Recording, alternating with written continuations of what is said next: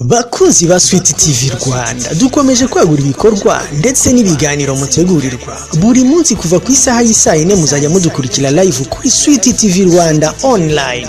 Muzajya mukurikira ibiganiro bitandukanye nka amateka n'u Rwanda muzajya mutegurirwa na Imana Nkunda Jean Paul, ikiganiro umuryango ubereye mutegurirwa na Sister Mishu, byenda gusetsa kubakunda gutwenga muzajya mutegurirwa na Shabuka Comedy Team, ikiganiro Life Today mutegurirwa na Dabobi ndetse n'izindi gahunda mutegurirwa. Ni mu gihe gito kandi mukadukurikira kuri application yacu ya Sweet TV na Sweet Radio Online. Tubibutse ko ubusanzwe kandi tubakorera digital marketing, dutegura ubukwe no kubuyobora, protocol mu birori bitandukanye, kuyobora ibiganiro yaba online ndetse no kubitambutsa, documentary na video z'ubwoko bwose, yaba gukamera ubukwe ndetse no gukora indirimbo z'abahanzi. Ku bindi bisobanuro duhamagare kuri 0788 36 93 20 cyangwa twandikire kuri WhatsApp 073 042 5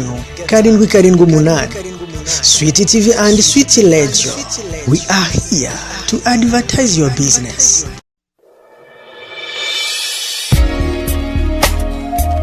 Ikaze ikiganiro cyacu uko bisanzwe ni Sweet TV mugikwana na Mishu niko mimenyereye. Basaba gukora subscribe, like na share, comment zanyu ndasikeneye kugira ngo njye mbona uko tukomeza kuganira. Uyu munsi nshaka ko tuganira ku bintu 20 by'ibyo bishobora kugufasha kwigara umutima umurikeneye ko mu bana. Burya nubwo abasore bose badateye kimwe, hari ibintu bahuriyeho kimwe n'imitekerereze rusange, bityo ibi bikaba ari ibintu 20 byafasha umukobwa wifuza kuba ubugikundiro ku mukunzi we, akabasha kunogera no kwishimirwa n'umusore bakundana ku buryo mwifuzaho kuba yamubera umufasha. So icyo kintu ari ikintu cya mbere muri ibyo ngibyo, gerageza kugaragara neza uko ushoboye kose. Abasore burya bakururwa cyane nibigaragara, kandi aba yumva yaterwa ishema no kugira umukunzi ugaragara neza kandi hazahura nawe ari kumwe n'inshuti ze, ntagire ipfunwe byo kuzirata ko ari umwamikazi w'umutima we. Igihe kinini twese turabizi, iteka ryose iyo umuntu atameze neza cyangwa iyo umuntu adasa neza, hari igihe bitera nk'isoni umuntu runaka. No gusuzuma umuntu gusa bishobora gutuma umuntu yagirwa ipfunwe byo kuba yanakemera ko muzinanye cyangwa yanakemera ko muri inshuti, noneho kujya kwerekana ngo uyu muntu niwe uzamfasha ubuzima bwanjye bw'ahazaza, umuntu uzabera madamu, umuntu uzaba mama w'abana banjye, akabasha kugaragara ameze gutya nabi. Birabishye n'ukuri. Tujye tugerageza dukoresha uko dushoboye kose. Nibyo guhura n'umukunzi wawe, iteka akubone ukeye, yego n'abandi bose waba ukeye, ariko ugerageza n'ibyo guhura n'umukunzi wawe ubukeye. Ikindi kintu cya kabiri, hora iteka ufite impumuro nziza. Rero hari ibintu byinshi, hari igihe umuntu agenda ukabayire nko mu bintu byinshi, uzana ibyuya ukirirwa mu kazi runaka, cyangwa se wowe uri no mu bihe byacu by'abakobwa ugasanga wenda ntago ufite impumuro nziza. Hari abasore burya nubwo atari bose bakunda kwitera imibavu, ariko burya bakunda cyane umukobwa uhumura neza. umwe musuza wamuhobera, bamara gutandukana akumva aracyamuhumuraho, ajya afite ya mpumuro yewe. N'inkumi ni byiza ko uzajya uzirikana kujya imbere ye cyangwa guhura nawe wakoze rwose impumuro imeze neza. Usanga iteka yifuza kuba yaba ari kumwe nawe, iteka ryose akifuza kukuyambira. Yewe niyo wagenda impumuro yawe ikamusigaraho, agasigara yumva atewe ishema n'impumuro y'umukunzi we. Icyo kintu nacyo kiraryoha. So tugiye kujya ku ngingo ya gatatu, irinde kumuhoza ku nkeke no kumugaya buri gihe. Aha mwumve neza, hano munyumve neza. Nkamwe sinshaka kuvuga ko umukunzi wawe ntatakwitaho, nakora amafuti cyangwa ikindi kidahwitse utazamugaya. Ahubwo icyo ushaka kuvuga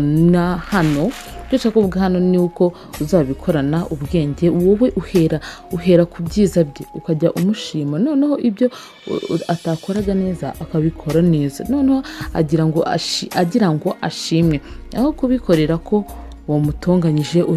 Urugero hari nk'aho ngira umukunzi wawe niba wenda akunda inzoga cyane, sibyo, bibaho turabizi twese, ntabwo dukunda ibintu bimwe, sibyo.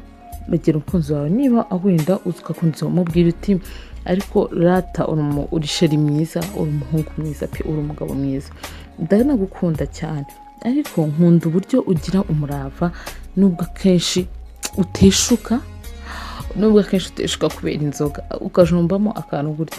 Nkubwije ukuri ko natanagira icyo abivugaho azaba aritaye mu gutwi, kandi azumva ko akwiye kuba yazireka kugira ngo agushimishe. n'ukuri gusa ukirinda kubivuga mu kavuyo. Ikindi kintu cya kane, mukunde kandi ubyerekane. Muri iki gihe usanga abantu benshi bavuga ngo urukundo rw'ubu nta kigenda, ngo abakobwa bo baratendeka n'ibindi nk'ibyo, sibyo.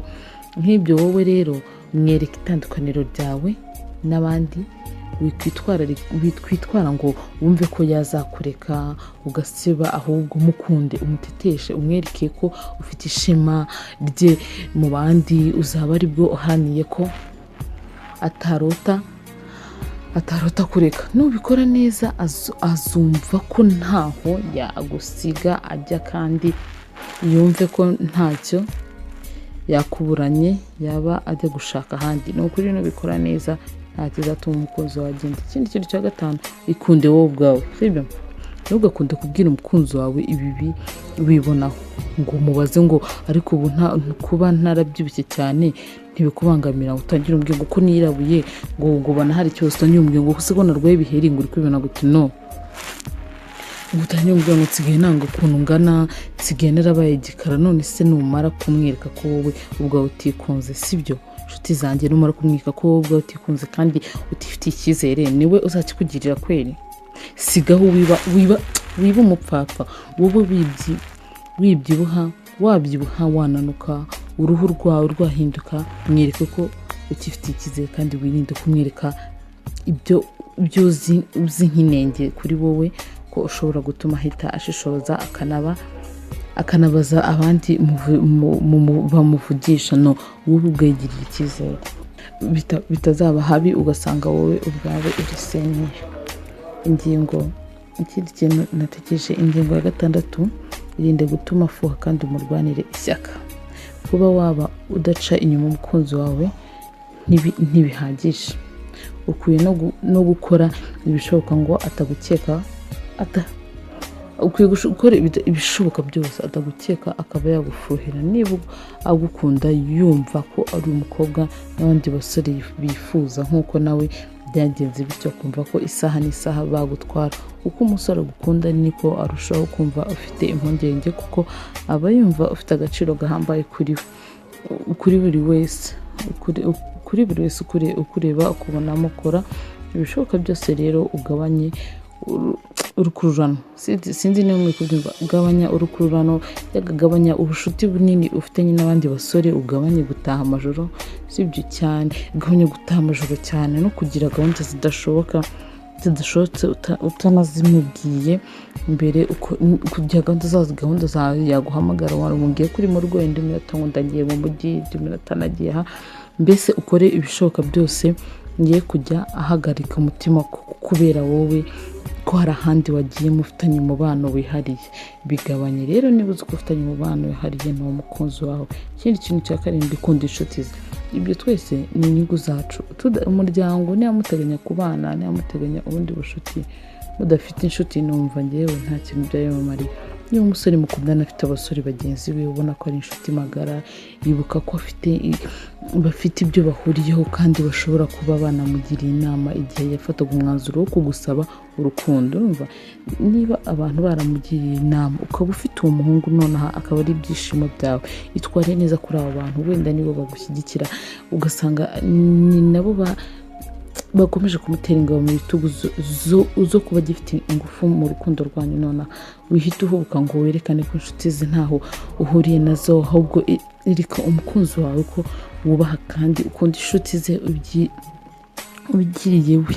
Bizatuma arushaho kugira ishema kandi n'ikibazo mwagirana cyose inshuti zizakuvugira neza ku mukunzi wawe igihe cyose waba warazisanzuye ukazereka koko kuri umukobwa w'umutima utaraziyemeyeho bimwe byacu by'abakobwa iga kubanira neza inshuti z'umukunzi wawe niyo wagwa mu kibazo runaka hari ushobora no kubana telefone ukabwira iti nyamuna nakoze gutya urabyumva gute ese wansabira imbabazi ibyo bintu akenshi tujye dukunda kubikora ariko warazitwayeho nabi ntawahera uhamagara ikintu cya munani kivuga ngo mwereke ko uzi guteka kandi wifuza kujya umutekera sinzi abakobwa benshi ntabwo dukunda bino bintu uragenda usanga ku mukopi wawe afite umukozi ukumva utereye iyo no kandi nyamara wenda uwo muntu arateganya ni kuba yakugira umudamu ese zakugira umudamu wa mudamu uzajya tugira ngo umukozi igihe se mutazajya mumufite cyangwa se ni ngombwa ngo umugabo ahora arya ibiryo by'umukozi no ntabwo ari byo kandi tuzi ko abagabo bacu bakunda indyo zacu twabatekeye iki kintu abakobwa badaha agaciro cyane ariko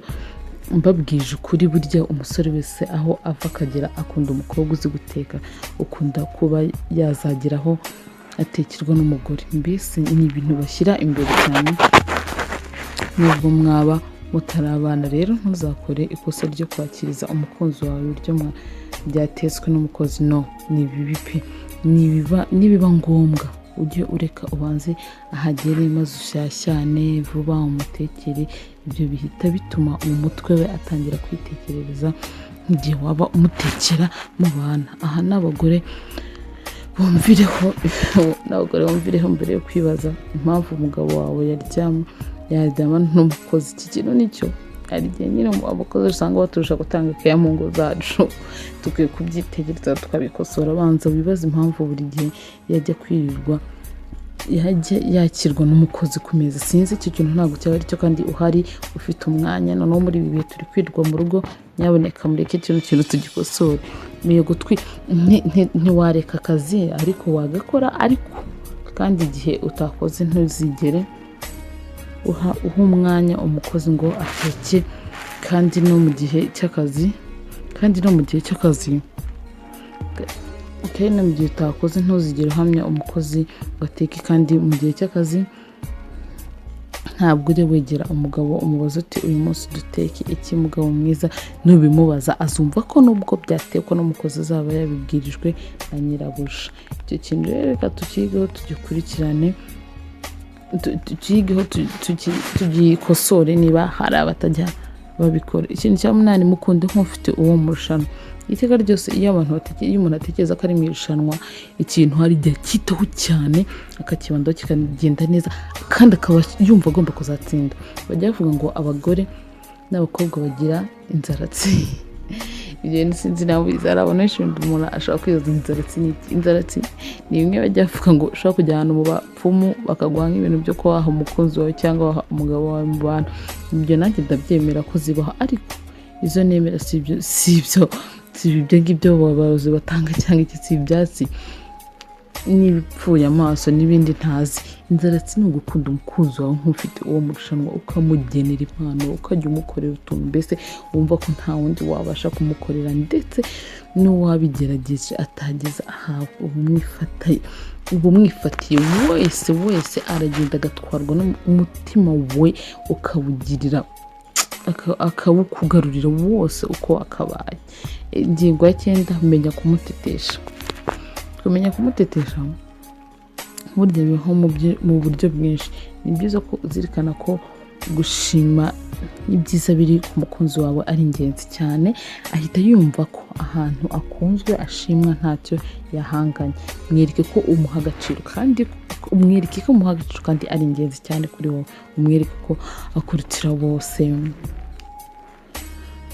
umurutisha bose umwite utuzina tuzatuma kuko yiyumva nk'udasanzwe kuri wowe ikintu cya 10 ingingo ya 11 iravuga ngo mwereke ko umufuhira iyo tuvuze gufuha ntituba tuvuze gukabya kuko ndi umugabo wawe azatelefonwa n'umudamu runaka si bari gupanga business runaka ngo uhite uvuze nduru ntituvuze ngo uzahura n'umukobwa asuza umugabo wawe wenda bariganye cyangwa barahuriye nk'ahantu runaka bakamenyana ngo uvuze nduru no niba rero umukozi wawe umukunda yibuka ko nyine hari n'izindi nkumi zitabarika zimwifuza sibyo cyo kintu tujye tukizirikana mwereke ko bizi ko ari mwiza kandi akurura abandi bakobwa, umwereke ko wababazwa no kumubona akundana n'undi, mbese yumve ko nawe uzi ko afite igikundiro atari imbere yawe gusa ahubwo n'imbere y'abandi bakobwa, sibyo? Tujye tubikora muri discipline, ubikora bijagaraye bizagusenyera. Ingingo ya 12 avuga gukora uko ushoboye yiyumve nk'umugabo uhamye. Burya abasore cyangwa abagabo, burya abasore niyo baba batarashaka baba bifuza kwitwa abagabo. Niba umukunzi wawe mutarabana, hari uburyo wajya umwereka ko ari umugabo kandi ntacyo abura ngo abe umugabo nyawe, nubwo igihe cyose kuba cyaba kitaragera, nubwo igihe cyo kubana cyaba kitaragera, mwite papa w'abana uzabyara. Nimugira na gahunda umubwire uti umugabo niwe ufata umwanzuro mu rugo. Niba muri no kuganira umubwire uti mbona uzambera umugabo w'igitangaza. Ibyo byose bigenda bituma yiyumva nk'umuntu nk'uw'agaciro kuri wowe, nk'uwarangije kuba umugabo wawe kandi akumva ko akwiye kubiharanira kugeza abigezeho. Ingingo ya 13 iragira iti tangira umubere umufasha. Abakobwa benshi ari ibintu tujya twirengagiza ngo n'undi ntabwo aranshaka. No, ntabwo uzaba uwo yashatse cyagiye wagezemo. Iyo umusore afashe icyemezo cyo gushaka aba yifuza umufasha bazashyira hamwe bagafatanya gukorera urugo, akamubera umujyanama, akamubera umuterankunga mu bitekerezo n'ibindi nk'ibyo. N'ubundi rero umukobwa nabwo mutarabana birahagije kuba umukunda ngo ujye ubasha kumwungura inama. Niba uzi ko arimo gutegura umushinga runaka, ushake uburyo bwose wamwunganira igitekerezo, nugiraho aho ubona ikiraka cyangwa ikindi cyamugirira akamaro umurangire, mbese umwereke ko ushishikajwe cyane n'iterambere ryiwe, sibyo? Nubikora umuntu kuri uwo mutima wa muntu uzabigarurira. Ingingo ya 14 yavuga ngo gerageza kwiteza imbere no kwita ku buzima bwe bw'ahazaza. Icyo kintu hari abantu benshi batari kucyumviriza. Icyo kintu ukuntu ugenda kubyumva, ereka umukozi wawe ko ushoboye. Niba ufite akazi ugakora neza, niba uri umunyeshuri wige neza ushyiremo umwete, kandi niba utanafite akazi ube umukobwa w'imishinga ku buryo abasha ubushake bwawe anabishoboye yagutera inkunga. Niba ufite akazi wikwemera ko buri gihe ari we uzajya wishyura buri gihe, akamusohokanya ifanta gihe nawe wishyure, umwereke ko nawe uri umukobwa wihagazeho, sibyo? Kandi wabasha kumurwanaho. Ibi bizamwereka ko nimunabana atazahita ku rugo wenyine, kandi binamuhumuriza ko utari muri babandi bita abakozi b'ibyenya, sibyo? Ingingo ya 15 muhe umwanya muhe umwanya w'imucungacunga, kuko ndi umucungacunga cyane ngo urenze urugero. Ari hehe ntiyakubwiye, ngo ntiyajya aha ntiyakubwiye. No, burya abahungu ntibakunda kwerekwa n'abakunzi babo ko babacungacunga kuri buri kantu. Muhe rero umwanya, muhe umwanya n'ubwisanzure, rero ureke yiyumvemo ubwigenge no kwifatira ibyemezo, bityo azonumva ko akwiye kubikubahira no kwitwara neza. Abikore kuko ari ngombwa, atari kubikora kuko wamucungacunza wamubujije amahoro, sibyo? Ingingo ya 16 gerageza kuba isoko y'ibyishimo n'umunezero bye, sibyo? Burya iyo umuntu ari we wese atekereza ibyo kwinjira mu rukundo, nta kindi kintu aba ashyize imbere cyane kitari gushaka umunezero n'ibyishimo biva mu rukundo. Gerageza rero nawe mukobwa ukore ibishoboka byose umushimishe, kandi burya abasore ntibagorana kumuganiriza, kumubwira utuntu twiza wabonye, kumubwira udukuru dushimishije, byose bimutwara umutima, ukumva ko ari wowe soko yavomaho umunezero buri gihe.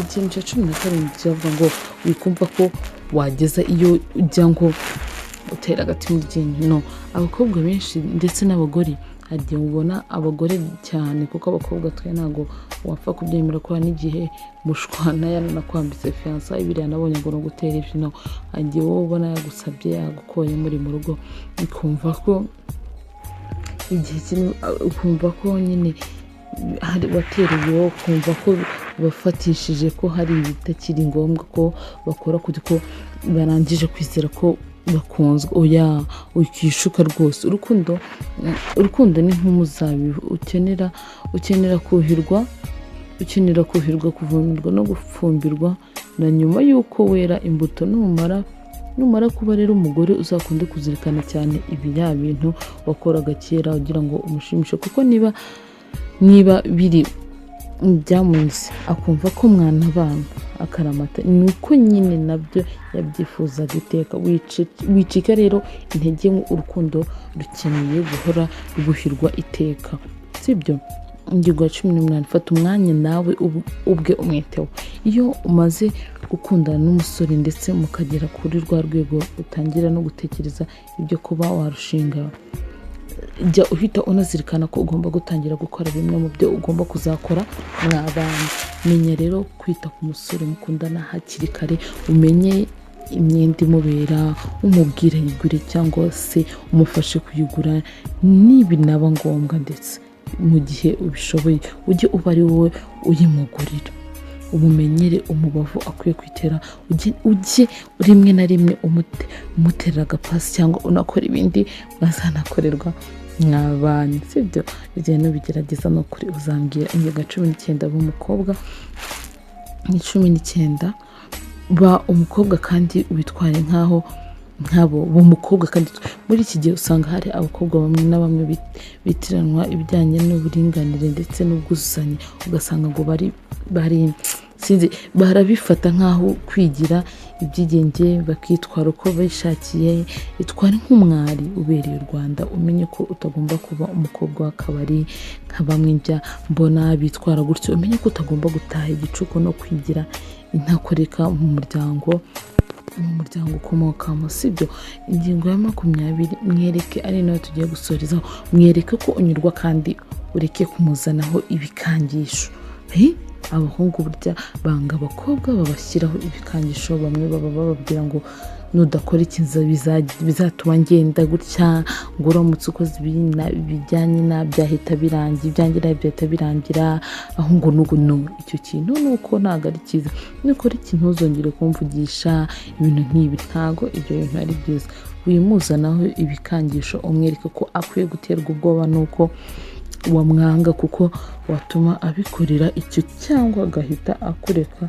Menya kumwubaha no kumwereka ko ari we mwanzuro w'ubuzima bwawe, sibyo?